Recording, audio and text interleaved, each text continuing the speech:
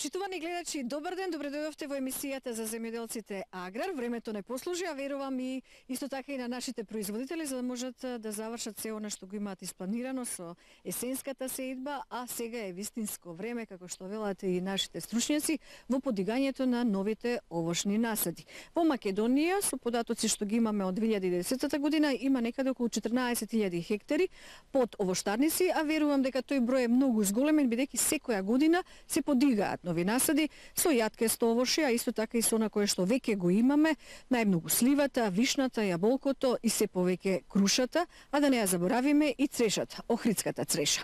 Се наоѓам токму покрај еден насад каде што имаме матични растенија увезени од Холандија, од каде што ќе се произведе здрав посадочен материјал. Она што недостига на домашниот пазар и кој што најчесто го решававме со увоз од повеќе земји. Овоштарството е интересна тема, бидејќи обезбедува и доволно суровина, не само за консумација, значи, туку исто така и за преработувачката индустрија, чиј девизен прилив постојано расте. Овоштарството е еден дел, еден сегмент од денешнава емисија, ние подготвивме и други актуелни теми од сите области, она што значи шаренино на македонскиот аграр. Останете со нас.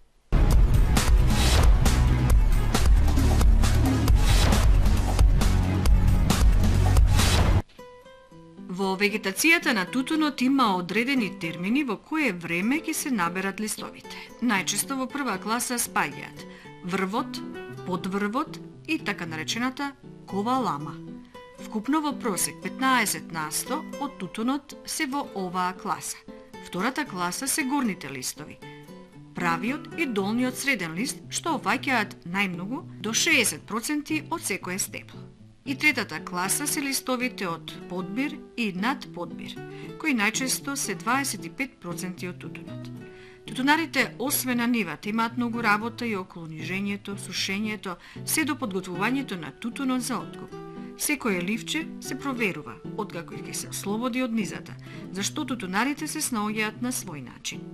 Ги отстрануваат зелените листови, иако и тие со времето ќе пожолтат, но за откупувачите тоа е повод да ја намалат класата.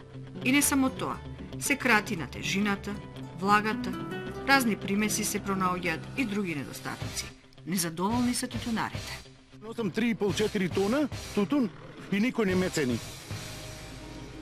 А каков квалитет имавте годинава? Која би било на реална класа да се добие? Јас сум против ова ценење. Вака не може да се цени. Ако на прва рака и се дава двојка, а другиот што треба да оди? Нула? На овој начин на ценење ти нас не изигрува. Значи, Колку е во просек? Прва берба 4, 53 денари. Втората берба 3 и од третата берба 3 просекот нека мислат стручнаците колку е. Што е мислите проблемот? Зошто годинава вака се пониски цениве, поригорозни? Проблемот е да се намали тутунопроизводството, а не да се зголемуваат. Проблемот што Грција се врати да сади тутун и Бугарија. Тука е проблем. А и годинава и ние имаме повеќе тутун. Имаме, затоа не тепа поглас сега. Јас реков, поголемо производство, тутунопроизводителот секогаш се оштетен. Јас производител, тој купувач, дај да седниме човече да се договориме. Еве сме во Кривогаштани, како што гледаме, во Алијанса, но има овдека и неколку други откупни пунктови. Каква е реалната состојба? Почеток е, дали мислите дека можеби ќе биде подобро? Тешка работа дека ќе биде подобро, затоа што предвремениот откуп што беше, сите мислеме дека ќе биде како ланската година. Експериментиравме, однеси малку тутун да видиме како оди тутуно, но со почнувањето на редовниот откуп, комбинатите видеа дека има годинава произведено повеќе тутун и така да спрема тоа видеа дека може да се земи тутуно на пониска цена и ги турнеа класите на тутунот. За кец може само да сонуваме, затоа што ако е горна рака, вика, има зелени, не е до ферментиран тутуно, има зелени ливчина, еве има едно ливче, еве има извади ги овие ливчина, па за да ти ја дам таа класа.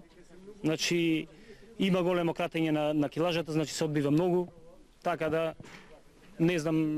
Има и апаратура за влажност, најверојатно може на лице место. Да, има апаратура за влажност. Единствена работа која би можела нас да ни помогне тутунопроизводителите, тие големи производувачи на тутун, кои што садат по 50 по 100 декари тутун. Значи, доколку поводи државата сметка, на некој начин, значи, нака му стави данок ними повисок од колку што го плаќаме ние. Ние екзистираме, произведуваме по 2 или 3 тона тутун. И да се плати и 200 денари, и 100 денари да се плати тутуно, ние в година пак ќе го работиме тутуно. А не го интересира, тој произведува голема количина на тутун и не го интересира како и шо е и во Дополнителна дејност што име. Да. Што не живеат само тутун. Тој не ни знае како изгледа тутунот. Тој не ни знае како изгледа тутунот, му покажуваш тутун, тој мисли дека е марука. Така да, единствениот проблем, тие големи произведувачи, ако се тргнат од пазарот на тутунот, мислам дека за нас нема да има некој проблем. Мострите се изложени, дали се почитува, се прави споредба, нели со? Па се прави споредба према мострите, така да тие мостри, ако би се раководеле према мострите, тогаш нашиот тутун би требало да помини, не знам, 7 класа. Затоа што мострите се она најубото изваено од тутунот. Значи, кога ќе земиш ти во една бала тутун, се одбира најубавото од тутунот и се изложува како мостра. За да го добијаме ние тоа, ни треба 2 години да го сработиме тутунот. Што Годинава како беше? Погодуваше за квалитетот на тутунот? Годинава, за разлика од лани, квалитетот на тутунот е многу поголем. Многу е поквалитетен, за разлика од ланската година. А цените се многу пониски, значи обратно пропорционално. Дали добивате субвенции, тие 1 евро, дали нешто спасуваат? Фала Богу што ги добиваме субвенциите. Ова е почеток да се надеваме, па дека ќе се смени односот. Да се надеваме. Севда Реджеповски од село Алданци, донесов ете денеска тутун овде во Сокомак.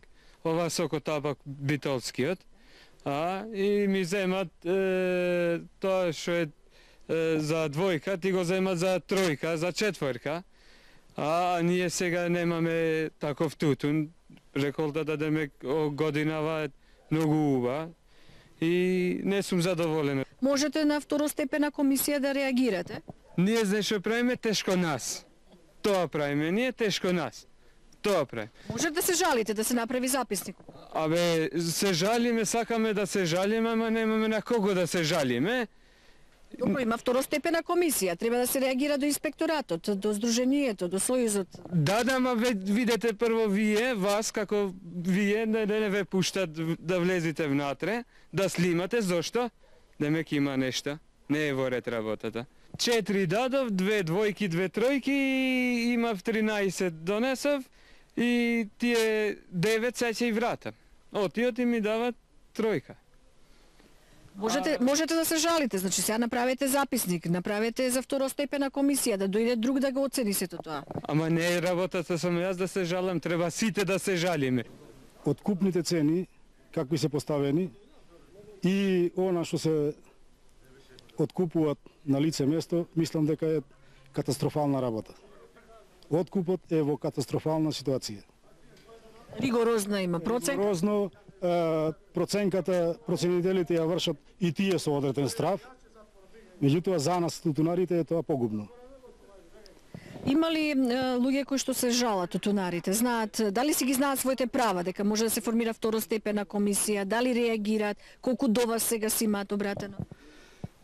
Тутунарите знаат дека има второстепена комисија, меѓутоа тешко се одлучуваат за таа комисија. Иако ние досега во неколку наврати имаме проценето неколку такви оспорени бали, меѓутоа и представникот на откупувачите жестоко реагира према нас. Ние сме во некоја инфериорна ситуација и не знаеме што да работиме. Меѓутоа тутунарите сами одлучуваат, повеќето од нив тутуна си го зема и назад. Што ги прават после? Тоа доаѓа дека тутунарите морат награб да го носат тутунот или намев, 3 пати да го носи и да го враќа, и трошоци се и терет. Некои од тутунопроизводителите рекоа дека имаат и повеќе тутун од она што го има договорено според договорот. Најверојатно принос повеќе и така натака на иста парцела. Што со тој тутун ќе биде во иднина? Со тој тутун не знам што ќе биде, меѓутоа уште е рано да се зборува за таква работа, прибидејќи тутунарите најверојатно 1/3 има предадено тутунот и уште е рано за таква работа да се зборува. Како се врши исплатата? Запознат? Исплатата се врши на 7 дена. Не е проблем со исплатата, меѓутоа е проблемот со проценката на тутунот и со она што се приморани тутунарите да одат напред-назад. Еден чекор одат напред, два назад. А каков е квалитетот на тутунот годинава? Квалитетот ништо не е полош од оно што беше проценет на 180-190 денари. Има ли во самите договори мало зголемување на цените? Класи. Цените се зголемени во договорите, меѓутоа за символично мали денари, што воопшто нема да ги покријат трошоците на тутунарите. Лани просечната цена на тутунот беше над 180 денари за килограм, а во моментов одвај 150 денари. Реагираат од Сојузот на Сдруженијата на тутунарите. Ригорозните проценки не се добри за никого, велат тие, бидејќи годинашниве очекувани 30.000 тони не се сигурни дали ќе се произведат и до година. Не смее да се дозволи трудот на тутунарите да се потцени и според законот и се делува. Доколку има отстапки во проценката и тоа го утврди второстепената комисија, постојат казни од 5 до 10.000 евра, затворање на откупниот пункт, а за проценителот, доколку погреши 30 пати, му се одзема лиценцата. На што не се имуни ниту откупните предпријатија, доколку не се придржуваат до договорите со производителите и законот за тутун. Тутунот е стратешка култура и за неа останува субвенцијата од 60 денари за килограм.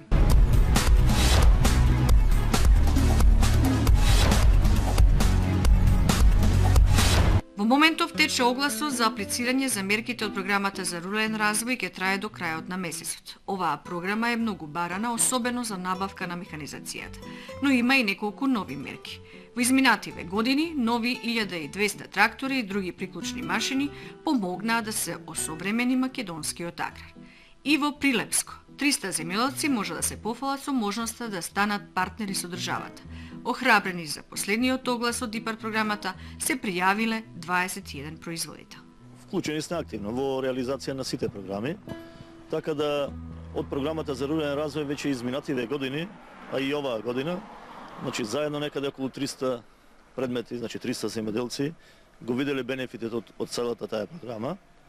Од ИПАР програмата оваа година на последниот јавен оглас 21 апликација имаме доставени до платежната агенција, односно земјоделците ги доставија, ние им помогнавме во средувањето на документацијата, изготвување на техничките предлог проекти. Се надеваме дека најголем дел од нив да бидат успешни. Оние, значи 21 се сите кои во најголем дел ги исполнуваа критериумите. А што се однесува до сите други останати програми, активно сме вклучени. Независно дали тоа е програмата за финансиска поддршка, помошта наша е во делот на едуцирањето на самите земјоделци, организираме едукативни средби во населените места, скоро за сите програми. Од овој месец почнуваме со реализација на едукативни средби за правилната употреба на вештачките џубрива, правилната употреба на пестицидите и личните заштитни средства во заштитата, значи при употребата на пестициди. Во изминатиот период активно бевме вклучени во делот на она што се вика добра земјоделска пракса, значи имавме еден лош период со сушата, меѓутоа времето си се подобри, дождовите си го направија своето, имаме добро поникнување. Сега до зимата, значи сега е веќе ниски температури имаме, да дојдеме во фаза на 3 лисја и да успешно презими пченицата, односно житните култури, а во наредниот период, значи напролет со прихраната, тогаш и ние едукативно ќе излеземе на терен да им кажеме отприлика кои џубрива да ги користат. Меѓутоа најбитно и најважно што треба да се прави секогаш на парцелите е да се изврши агрохемиската анализа, она што е поддржано и од страна на програмите, пред се од програмата за финансиска поддршка е поддржана со 70% од анализата, значи да се земат тие анализи посебно за оние пролетни култури кои бараат повеќе инвестиции, значи повеќе вложувања, а анализите како анализи понатаму ни даваат нас многу информации, многу податоци за она како да го направиме тој план за џубрење. Сега со добрата земјоделска пракса, да речеме во 2013, значи со почнување од минатата година до во наредните 5 години сите оние поголеми земјоделски производители кои обработуваат повеќе од 20 хектари полјоделски култури, значи имаат обврска законска да извршат агрохемиски анализи на нивните површини и врз база на агрохемиските анализи да се направат планови за џубрење. Плановите за џубрење може да дојдат кај нас, да се јават да ги направиме. Тие планови, значи имаме и кадар и луѓе, значи имаме и знаење да им помогнеме во тој дел. Во изминатиот период многу малку, посебно па во житните култури, многу малку се користи органското џубрење. Сега е и обврска на самите земјоделски производители еднаш на 5 години да извршат еден третман со органското џубрење. Се поставува прашањето, значи понатаму првично е со поголемите фармери, се надеваме дека и во наредниот период ќе одиме и со помалите фармери. Значи за поголемите земјоделци обврската е да се сработи до октомври, значи до септември 2014 година да ги завршат сите овие обврски. Инаку стартува со субвенциите од 2013 година. Исто така и земјоделците, значи овие градинарите кои имаат 2 хектари под градинарски култури. Некои, значи не под една иста култура, него под градинарски култури. Значи тука се имаат обврска за сите. Тука се бостанот, тука ги имаме зелка, компир и така натаму. Така да површини, посебно Кривогаштанскиот крај, кај нас веќе имаме земјоделци со такви големи површини и нивна обврска е значи до септември наредната година да ги извршат тие агрохемиски анализи и да ги водат тие планови за џубрење, планови, значи тие дневници за џубрење, дневници за употреба на пестицидите и така натаму. Имате ли некаков податок колку вкупно тие 300 што рековте поминале, колку е тоа вкупен буџет што Прилеп успеал да добие од програмата за рурален развој? Па некаде сигурно се ближиме околу 1 милион евра. Така да се надеваме, значи тука имаме и неколку други апликации кои ги имаат реализирано самостојно или со помош на некакви други. Меѓутоа првичните информации се добијани во нашите работни единици, а понатаму значи имаме една од млекарите, имаме во Маријовскиот крај во делот на руралниот туризам, во делот на мозалиште и така натаму. Меѓутоа сега нема јас да кажувам конкретно за нив, затоа што тие најголем дел од активностите ги сработија други куќи, затоа што нивните инвестиции беа многу поголеми, значи беа околу 20 на милиони денари. Така да и беа во делот на руралниот туризам, каде што и ние можеме најмалку да му помогнеме, затоа што во тој дел и немаме такви капацитети човечки во нашите работни единици. За прв пат годинава, користењето на средствата од програмата за финансиска поддршка во земјоделството е условено со регистрација на парцелите во системот за идентификација на земјишните парцели и исполнување на барањата пропишани во листата за посебни минимални услови за добра земјоделска пракса и заштита на животната средина. Останува и условот сите долгови кон Министерството, Агенцијата, Јавното предпријатие за пасишта, водните заедници да бидат подмирени. Како да се реализираат апликациите и за можните проблеми, земјоделците ги користат најпрвен сите информации од Агенцијата за поттикнување на развој на земјоделството, чии услуги и покрај малобројноста сепак се навреме завршени, ни потврдуваат земјоделците.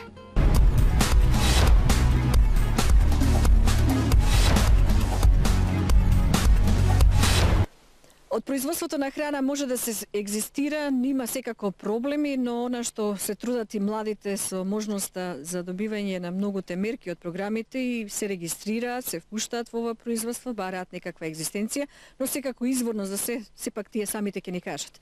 Еве со Мацов Александар од Славеј во близина на Прилеп, пожаренка веќе и фирма си имате формирано, гледаме краварска фарма, се почнало со малку, но се оди и напред.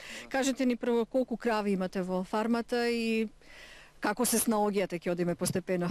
Па сега моментално се останат уште 87 крави, со размислување да се зголемува фармата. Малце е тешка работата во однос на сточарството. Знае, цел ден. Цел ден, да. Од рано, од завајле. Само се снаоѓаме некако. Со работници, со наша работа и така. Гледаме убав објект сте направиле. Колку е стара шталата? Па негде интензивно работиме веќе околу 10 години уназад, интензивно сточарство. Претходно сме се занимавале, но тоа била многу мала бројка, од 2, 3, 5 крави. А сега последниве години се зголеми и планираме да се зголеми уште повеќе. Како се снаоѓате за храна? Мора за нив да има секогаш.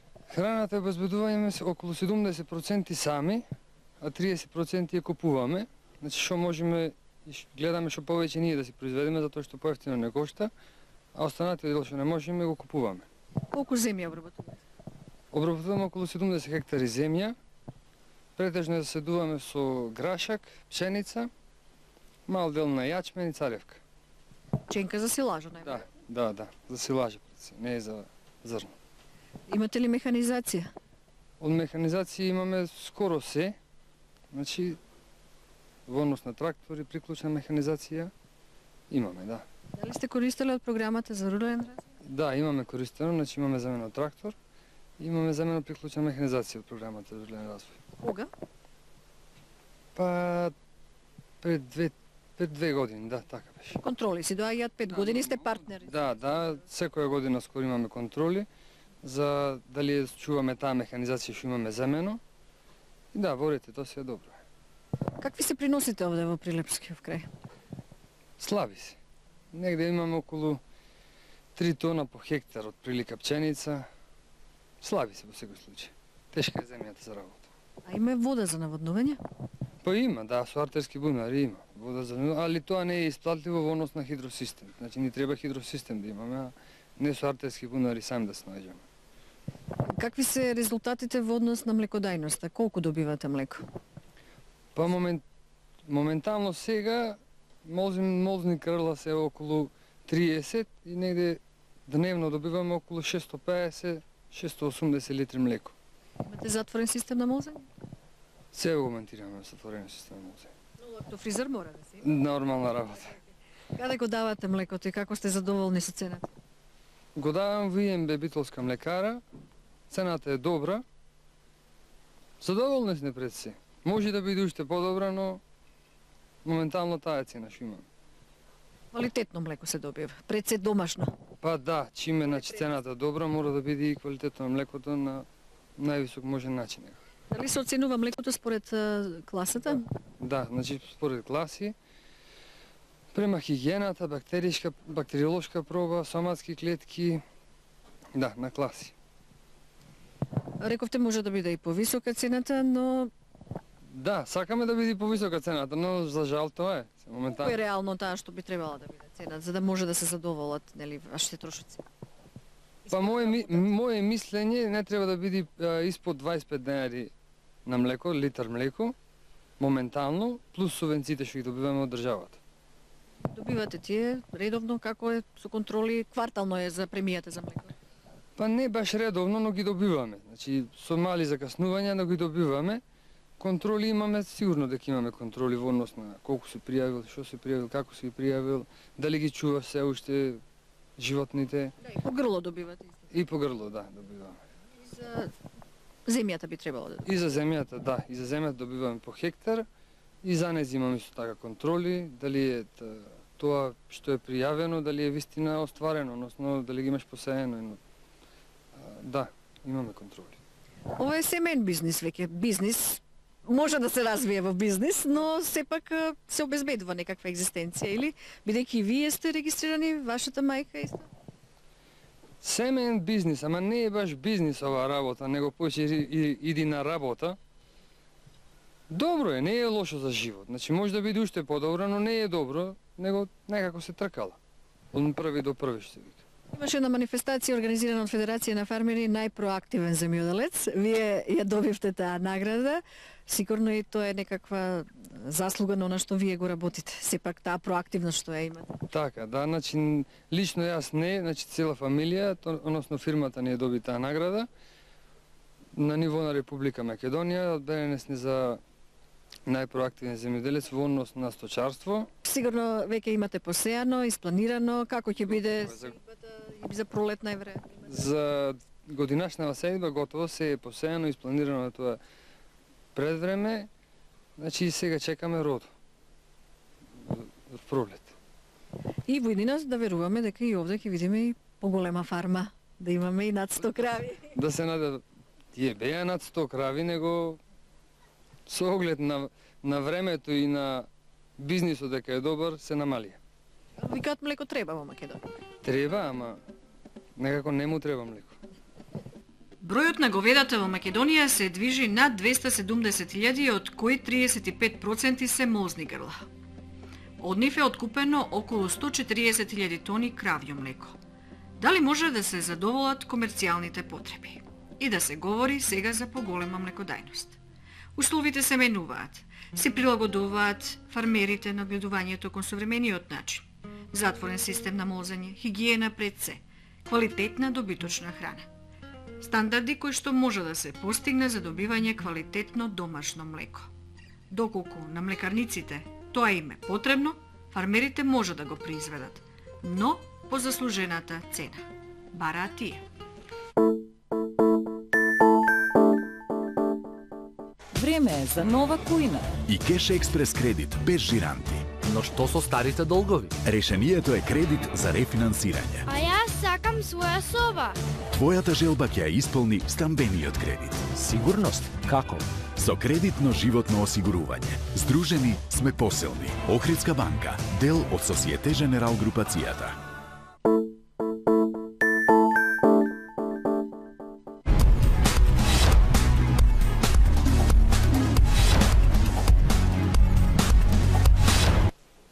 Ова е благодарение на она што значи природна селекција и долгогодишно искуство во одгледување на млечните крави. Се наоѓаме во Кукуречани кај Гешовски Сребре, кој што долги години се занимава со одгледување на крави, значи пред се производство на млеко. Навистина се гледа по самите грла дека се и здрави и навистина веруваме дека добивате и она што треба во однос на продукцијата. Најпрво да ни опишете самата фарма, колку крави имате и како е распределено? Постои со 45 грла моментално, високомлечни крави, 500-600 литри млеко дневно на овие 20 грла моментално сега што ги молзиме, али Колку добива една крава? Една крава најмалце овие се има моментално прво телки со 35 до 40 литри млеко, а имаме и со 50 до 55 литри млеко. Со семенувањето ваква крв ми се чини во Македонија немат. Не еден од да се фаламе од ветеринарни, мислам од гледувачи на крави, мислам дека нема во Македонија со ваква висока млечност. Името на оваа крава е Елена и таа е стелна. Малку ќе ја вознемириме, но најважно е тоа што со ехо или со ултразвук можеме да го видиме плодот, точно да дознаеме што станува, дали има некаков проблем.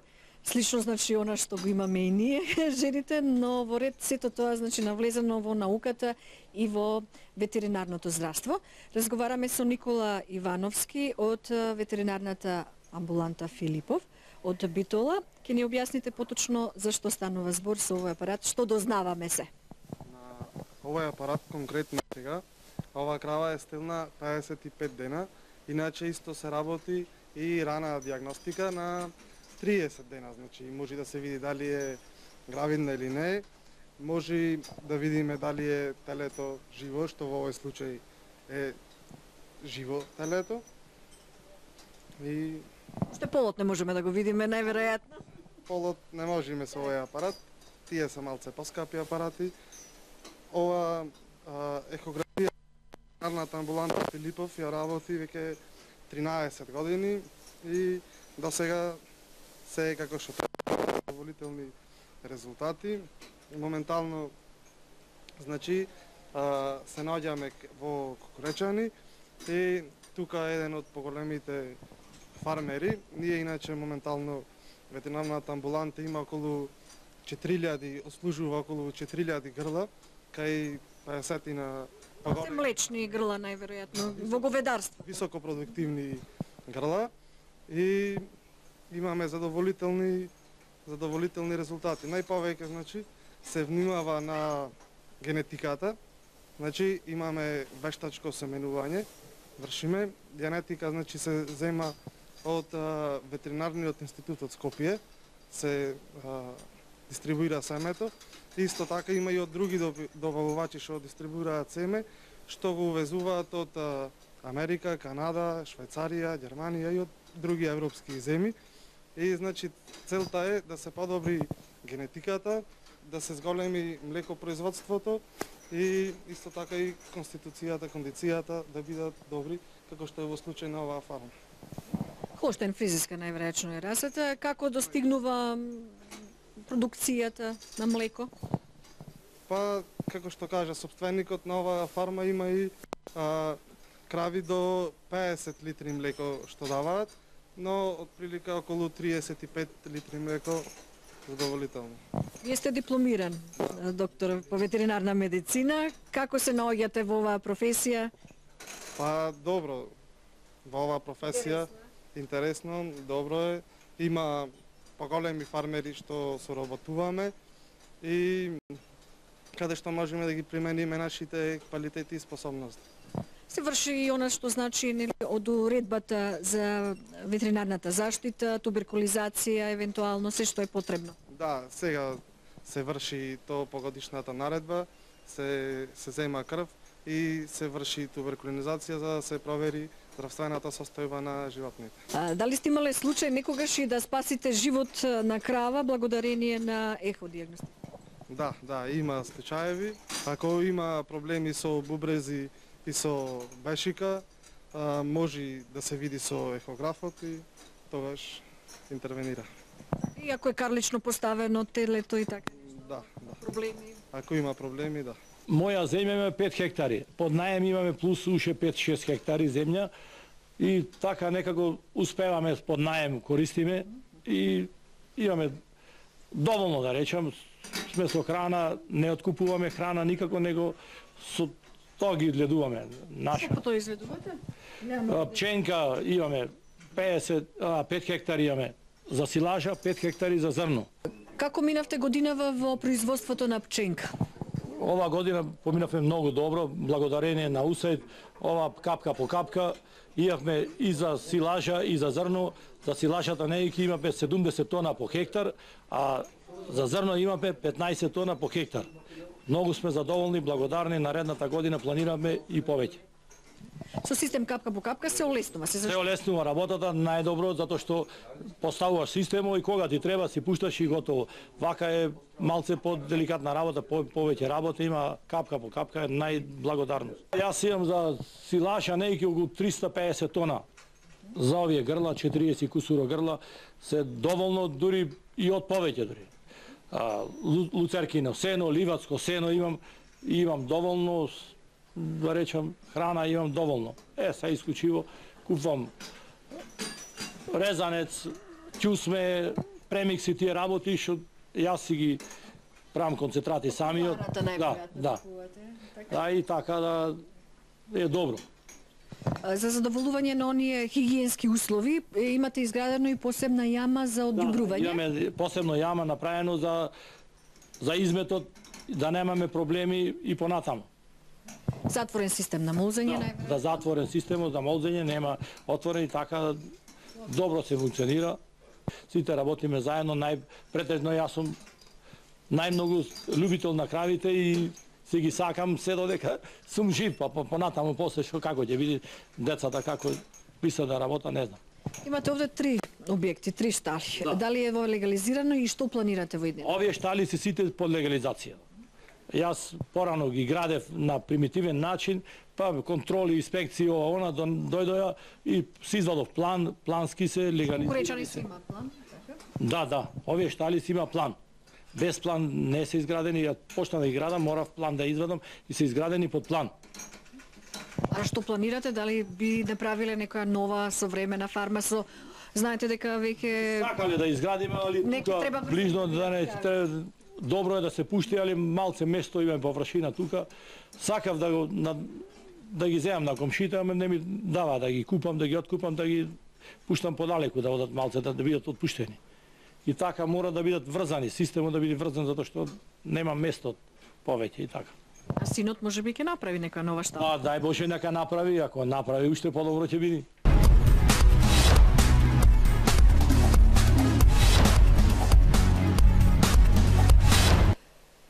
Карактеристично за штипското поднебје е тоа што знаеме какви се климатските услови, сушата е присутна и најмногу житните култури, но она што радува е секако воштарството, благодарение пред се на упорноста, на знаењето, на агротехниката, на она што значи во делот на наводнувањето. Благодарение на она што е стекнато во изминатите години, земјоделската задруга Овоштар од Аргулица, општина Карбинци, веќе 10 години успешно стопанисува во делот на овоштарството, а веќе и 5-та година како се произведуваат садници од повеќе овочни видови. Еве ќе поразговараме со Стефанов Бојан, кој што е управител на оваа задруга, убав јубилеј и најверојатно и успешни резултати до сега. Ви посакуваме и натаму така да продолжите. Кажете ми што се од производството, рековме овоштарство, колкави површени се, кои видови на овоше? Па е вака да кажам, значи како што рековте, земјоделската задруга Овоштар годинава слави 10 години од формирањето. Инаку земјоделската задруга Овоштар располага со 460 хектари, значи под закуп државно земјоделско земјиште. На тоа земјиште имаме подигнато некаде околу 30 хектари лозов насад, кој лозов насад има на него поставено систем капка по капка за наводнување. Имаме површини некаде околу 170 хектари под вишнов насад. Од тие околу 50 на хектари имаме под систем исто капка по капка и имаме подигнато некаде околу 25 хектари насад со слива Стенлеј. Останатите површини се во главном производство на јачмен и на пченица. Рековме сушно подрачје, знаеме штипскиот крај. Како успевате? Какви се приносите родот? Па вака, значи таму кај што имаме наводнување, значи нема проблем, таму е контролирано со наводнувањето, прихраната, со заштитата, значи имаме и добри резултати. Онаму кај што немаме наводнување, таму приносите на вишна ни се некаде околу 8 тони по хектар, додека онаму кај што имаме наводнување, приносите не достигат и до 15 тони по хектар. Збориме за вишната. Гледаме Брегалница е близу, но дали има системи за наводнување? Калиманци дали достигнува до овде? Па ние за жал каналот, левиот магистрален каналот, системот Калиманци не мине покрај плантажите со лозија и со вишна, меѓутоа нема вода за наводнување и од тие причини ние беме принудени да инвестираме во бушотини, да доведеме електрична енергија, значи правиме собствени трафостаници, се со цел да може да обезбедиме наводнување на тие површини. Како се роди идејата да вие сами си произведувате садници? Добро, идејата е, значи, беме принудени, пошто садниот материјал кој ни доваѓаше од увоз, имаме проблеми со сортна чистота, со здравствената состојба нивна и од тие причини, значи во соработка треба да спомнам со Факултетот за земјоделски науки и храна, поточно со професорот Кипријановски, дојдовме до идеја да земеме да направиме прво да се регистрираме за производство на овошен саден материјал. И во моментов произведуваме некаде од 100 до 150 илјади производство на садници, вишна, цреша, слива, кајсија и останати видови. Ова кај што се наоѓаме во моментов ни се матични растенија, тие прошлата година ги имаме увезено од Холандија и веќе од ова година ќе почнеме, значи, да калемиме, да вадиме калем гранки од овие растенија. Цреша, круша? Имаме повеќе сорти на јаболко, имаме 5 сорти на цреша, имаме 4 сорти на круша и плюс имаме донесено и подлога за оматичување. Успешно гледаме, зафатени се, ќе биде, значи? Па мора да биде успешно, се надеваме. Значи се со цел да произведеме, значи, квалитетни садници кои ќе бидат понудени на нашите купувачи, да ги гарантираме дека тоа што го нудиме уствари и таа сорта, вистинското, да. Каква е побарувачката? Бараат ли, се подигаат нови овоштарници? Па добро, до прошлата година побарувачката беше малку подобра, значи повеќе, ова година не е баш така.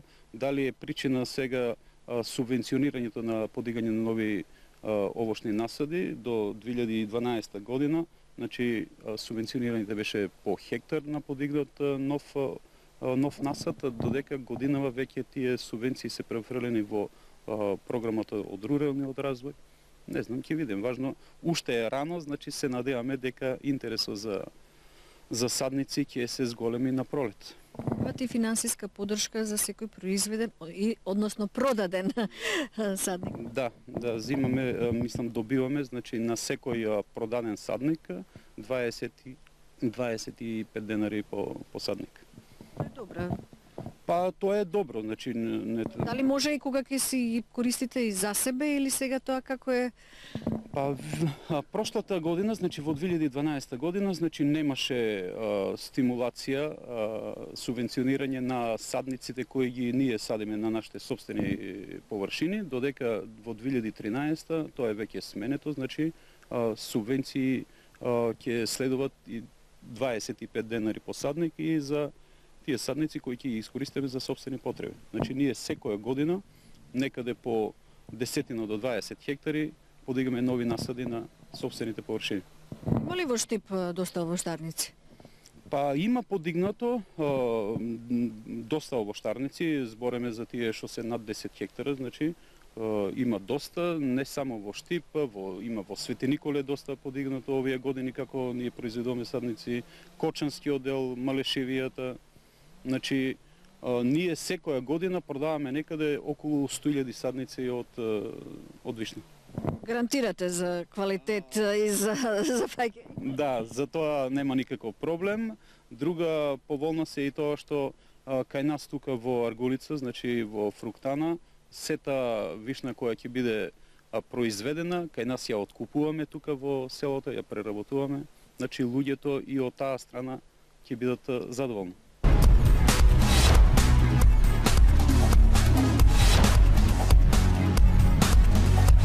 После 15 години на Факултетот за земјоделски науки и храна се одржа научно-стручно советување од областа на пчеларството.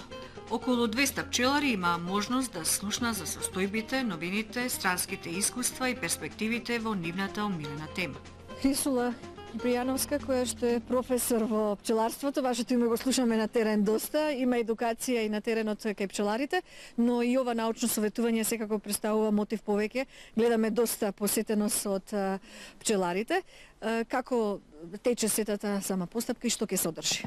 Па добро, ова што денеска се случува, значи научно-стручно советување за пчеларство во Република Македонија, е само врв на нашата соработка која постојано ја имаме со пчеларите, значи каде што се доаѓа до израст онаа врска наука и пракса, значи за тоа и ние постоиме, освен за студентите и за пчеларите од терен, кои што се секоја желни да слушнат нешто ново од науката и истото веднаш да го применат во своите пчеларници и затоа имаме и успех во пчеларењето.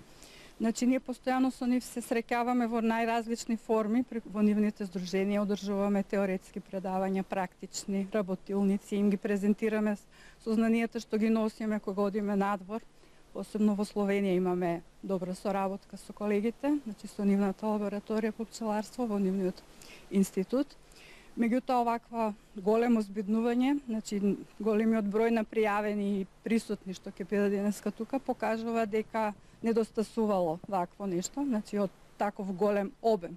Алармот за помош на медоносната пчела е вклучен во светот, значи се случуваат некои работи кои што се последица на интензивното земјоделство. Значи пчелата се наоѓа во еден стрес и се однесува малку поинаку отколку што она што ние знаеме, значи оној механизам што си го воспоставила милиони години наназад, малку е пореметен. Можеби ние сме најголемите виновници за тоа, бидејќи премногу и се замешавме, а таа е животно, ако можеме така да кажеме, кој не дава да биде потполно припитомено и да игра по наши правила. Значи, ако сакаме да ни ги дава производите, да учествува во зачувување на целиот биодиверзитет, мораме да го почитуваме низиниот механизам, значи мешање многу нема. И обстанокот на човештвото вела дека зависи од сето тоа, затоа што главен опрашувач е пчелата.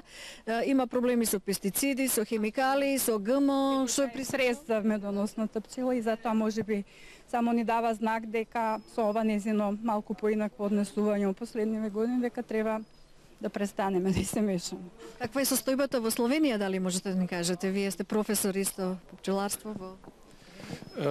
Туди у Словенија имамо подобне проблеми, а па с подобни тежавами се сречуваме на подрочје пчеларства. И во Словенија имаме неколку проблеми што се среќаваат во пчеларството. Кај нас има регистрирано 170.000 пчелни семејства од 9 до 10.000 пчелари, а производството на мед е 2000 тони. Освен домашен мед, имаме и увозен. Дел од домашниот мед се извезува. Особено внимание му се обрнува на производството на матици од крајнската раса. Пчеларите сами ги одгледуваат. И тој приплоден материјал, матиците и пчелните семејства ги извезуваат во неколку земји во Европа и подалеку. Секоја раса има своја карактеристика. Например, за македонската пчела која одлично се приспособува во сушен период, крајнската пчела е приспособена кон алпските услови. Зборуваме за крајнската раса, која има значајно морфолошко и стопанско значење. Се селектираат најдобрите, кои можат да го издржат долгиот зимски период. Покрај морфолошките разлики, кои што се минимални, треба да се знае дека двете популации се во принцип сестрински, меѓутоа сепак различни популации или уште подобро кажано подвидови на медоносни пчели. Главната разлика е во тоа што нашата македонска пчела Apis mellifera macedonica покажува изразена адаптибилност на условите, на летните услови кога имаме суша и кога нема нектаролачење или да речеме можност за собирање на полен. Исто така се адаптира и едноставно штеди.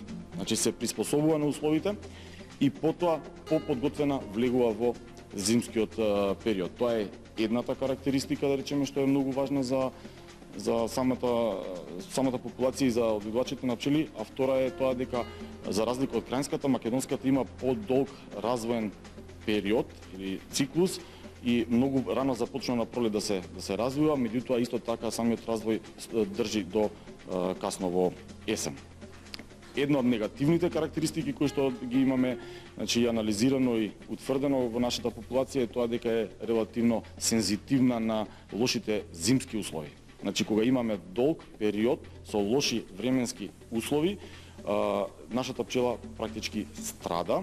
Значи таа не може да едноставно да се приспособи на тие услови и тогаш евидентираме поголем процент на загуби на пчелни семејства во текот на зимскиот период. Дали сте пробале македонски мед и дали ви се допаѓа? Ја, македонски мед сам пробал. Македонија има знане медове, квалитетне, добре чебуларија. Да, сум го пробал македонскиот мед. Имате повеќе видови квалитетен мед, зависно од пашата и подрачјето. Чист и природен, токму како што е македонското поднебје.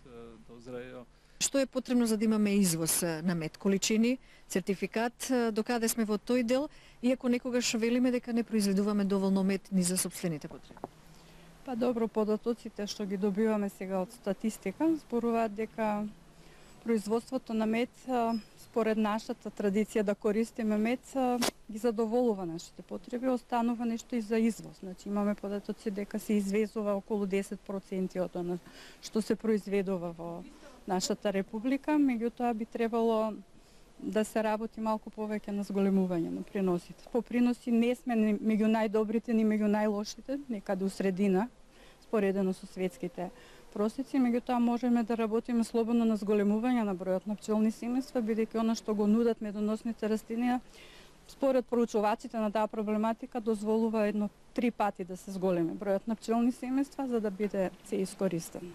Во принцип, она што можеме да заклучиме дека имаме квалитет. Значи, медот е квалитетен и другите пчелни производи во Македонија се квалитетни. Меѓутоа, секогаш кога се работи за поголеми пазари, прво се поставува прашањето на квантитет.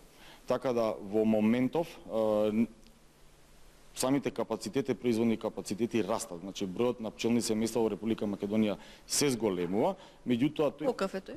Во според последните информации се изнесува негде околу 150.000 пчелни семејства. За разлика од пред 5 до 6 години, кога што според статистика имавме некои информации од 75 до 80.000 пчелни семејства. Меѓутоа трендот на зголемување на производството на мед не го следи практички трендот на зголемување на бројот на пчелни семејства. Така да неопходно е подобрување на самите одгледувачки практики ке одгледувачите на пчели, да се подигне самото ниво на производство, за да можеме да бидеме конкурентни не само по квалитет, туку и по квантитет. Последниве години бројот на пчелните семејства е зголемен, од 80 на 150.000, но далеку од можноста што го нуди нашето поднебје. Лани државната поддршка во пчеларството изнесувала над 85 милиони денари. И годинава за најмалку 35 презимени пчелни семејства поддршката изнесува 600 денари. Услов е да се направи контрола од ветеринарните доктори за присуство или отсуство на американската чума кај пчелното легло. 30% дополнителни средства добиваат за органското пчеларење. Во Македонија има повеќе здруженија на пчелари, а од пред неполни 2 години формирано е Здруженијето за заштита на македонската автоктона медоносна пчела, МАК-Би. Моментално во Македонија се увезуваат илегално од страна на многу пчелари, матици од други видови, како италијанската, и од Грција исто така има увоз, и се прави голем проблем на генотипот на нашата автохтона македонска медоносна пчела. Има ли појава сега на вароата, крлежот? Во моментов е период на третирање на против вароата со оксалната киселина и овие денови се идеални условите за извршување на тој третман против вароата, значи со оксална киселина. Дали е направена евиденција, одбележување на секој пчелен сандак, што тоа беше надлежност на управата за ветеринарство, односно сега агенција? Значи, евидентирани се сите пчеларници со што има добиено РБО и евиденцијата на бројните на сандаците е во тој РБО. Меѓутоа, поединечно секој сандак не е евидентиран, бидејќи до сега не беше изводливо тоа и на пчеларите им представува проблем. Тоа е и услов за субвенциите, ги добивате, задоволни сте? Да, значи до сега сме задоволни, меѓутоа има некои проблеми пчеларите, моментално со, да речеме овој со американската гнилеш, односно прегледот за американска гнилеш, кој што требаше да се изврши во периодот од октомври до ноември, меѓутоа немаше услови за тоа во одредени региони, бидејќи за да се изврши преглед за американска гнилеш, односно така наречена чума, американска чума, потребно да ја има легло во пчелната заедница. Доколку нема легло, не може да се утврди постоењето на ова болест и да се земат примероци за понатамошни лабораториски анализи. И настана проблем, некаде беа буквално наплаќани пари за тоа и присилувани пчеларите да потпишуваат документи. Дека е извршен прегледот, меѓутоа тоа не било направено, немало услови за тоа. Што матичните ветеринарни доктори така треба тоа да го направат. Какви се идните планови?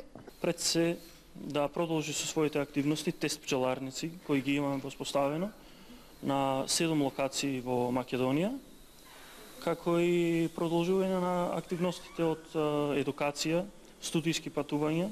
Во моментов конкретно ние во план патувањето до Кирхен, Германија, до институтот, пчеларскиот институт. Потоа имаме други едукативни патувања, исто така и презентации на Здруженијето. Пчеларството, освен хоби, се повеќе представува професија, од која се обезбедува доволно средства, доколку годината, односно пашата е добра и доколку има цена медот, потврдуваат пчеларите. Но сепак, речиси секогаш најсигурно е кога се комбинира и со некоја друга дејност. Неуморни како и нашите производители на храна, секако ние дека подготвуваме и нови прилози за наредната емисија. Знаеме дека резидбата во лозјето веќе е започната, исто така и во овоштарниците. Треба да се внимава и на оваа биомаса, таа значи енергија која што треба да ја искористиме или некаква прихрана, избогатување на почвениот состав. Тоа беше се за денешнава емисија. Останете со здравје, се гледаме само за 7 дена. Довидување.